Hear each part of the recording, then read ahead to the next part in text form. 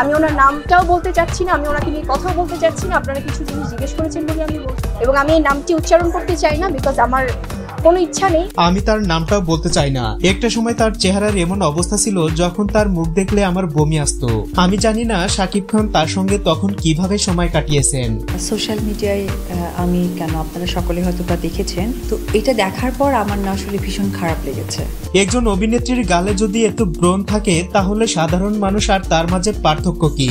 আজকে সেই মানুষ আমার নামে এত বড় বড় কথা বলে, অথচ আমার এক নখের যোগ্যতাও নাই তার মাঝে। সোশ্যাল মিডিয়ায় প্রতিনিয়ত বাগবিতণ্ডে জড়িত থাকেন শাকিব খানের সাবেক দুই স্ত্রী অপু এবং বুবলি। আর এবার যেন অপুর সেই আগের চেহারা নিয়েই কটাক্ষ করলেন শবনম বুবলি। বিষয়টি অনেকের কাছে হাস্যকর মনে হলেও কেউ কেউ আবার নেতিবাচক মন্তব্য করেছে। পার্সোনালি আমি একটা জিনিস বুঝতে পারছি না, তাদের মাঝে কাদা ছোড়াছুড়ি বন্ধ হবে কবে, আর এর শেষই বা কোথায়?